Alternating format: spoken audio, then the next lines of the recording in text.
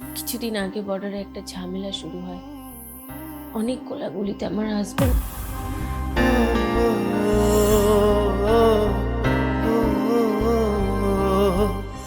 জীবনটাই বাঁচিয়ে রাখতে পারলাম না। না না, আসলে আমি তো বলেছিলাম আমি আজকে যাব, আমি যেতে পারলাম না কারণ আমার বাড়িতে এসি যে মিস্ত্রি এসছে। আমি যাব, খুব তাড়াতাড়ি যাব।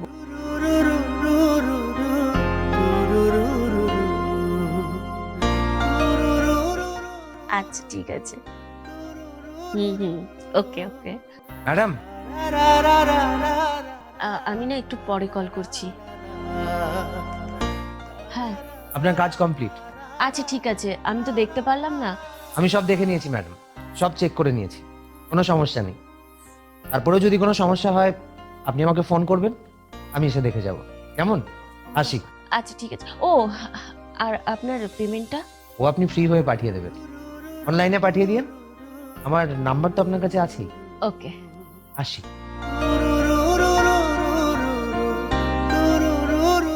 কি অদ্ভুত রে বাবা, পেমেন্ট না নিয়ে চলে গেল।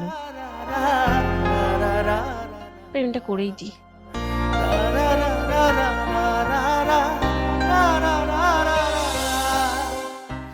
আরে আবার কি হলো? এই তো সেদিন ঠিক করে দিয়ে গেল। তোর বাবা।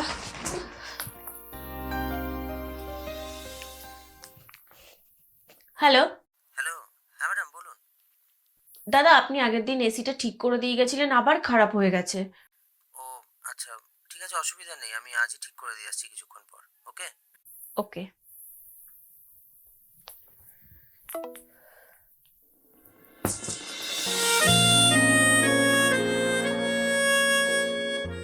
ওকে আছে ম্যাডাম।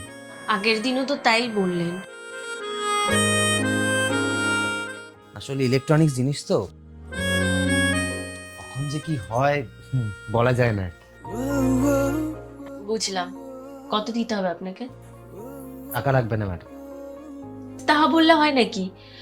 আপনি কাজ করেছেন, আপনাকে পারিশ্রমিকটা নিতেই হবে। আপনি দাঁড়ান, আমি আসছি। ম্যাডাম। এই নিন।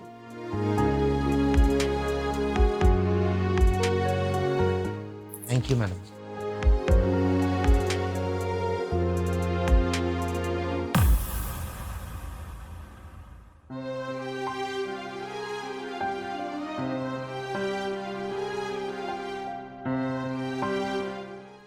এক মিনিট। এই মেয়েটির ছবি আপনার পার্সে কেন? কে হয় আপনার? আপনি ওকে চেনেন? হ্যাঁ, আসলে ও আমার ছোটবেলার বান্ধবী কবিতা। আমরা দুজন ছোটবেলা থেকে একসাথে পড়াশোনা করেছি, স্কুলে কলেজে একসাথেই দুজন পড়াশোনা করেছি। ও ও আমার বউ ছিল।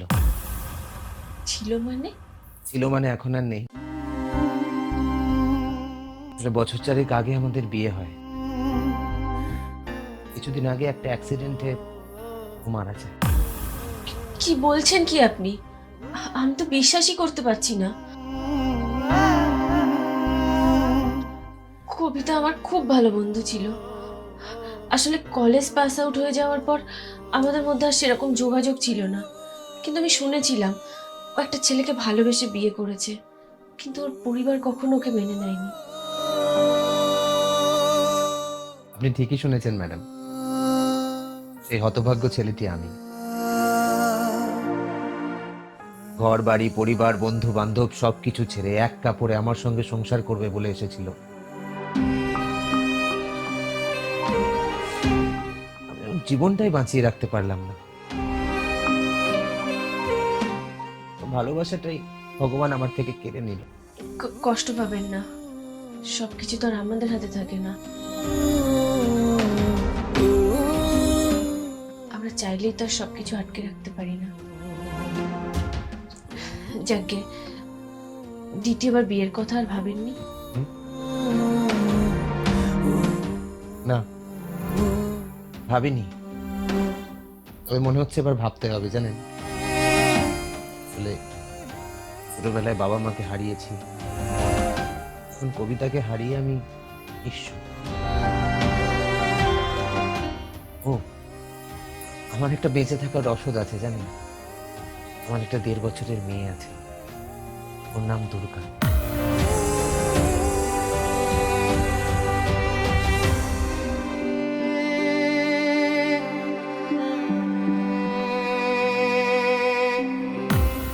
ওই আমার জীবন। আপনাদের দুজনের একটা মেয়েও আছে? ওকে দেখাশোনা কে করে? সত্যি কথা বলতে আমার পক্ষে ওকে দেখাশোনা করা একদমই সম্ভব হচ্ছে না। মানে আমি সামলাতে পারছি না আর কি।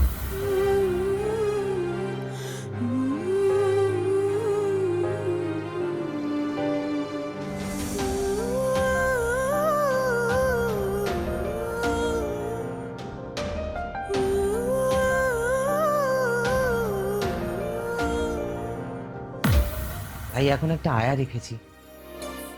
আসলে মায়ের মায়ের অভাব কি আর আয়া দিয়ে মেটানো যায় বলুন?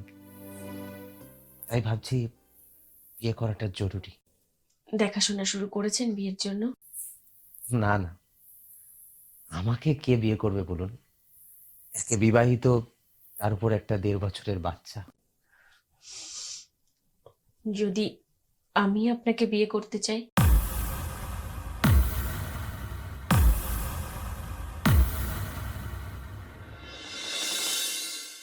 আমাকে বিয়ে করবেন? কি বলছেন আপনি ম্যাডাম? আপনি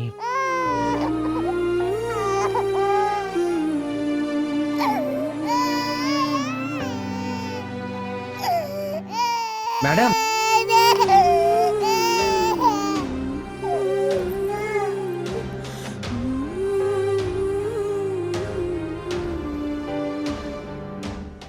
ম্যাডাম,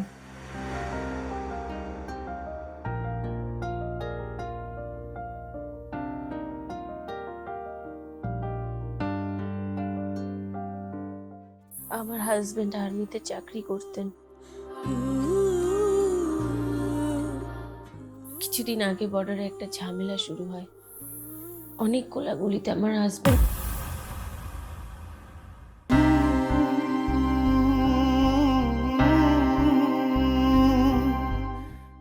বডিটা যখন পাঠিয়েছিল তখন আমি ওকে চিনতেই পারিনি।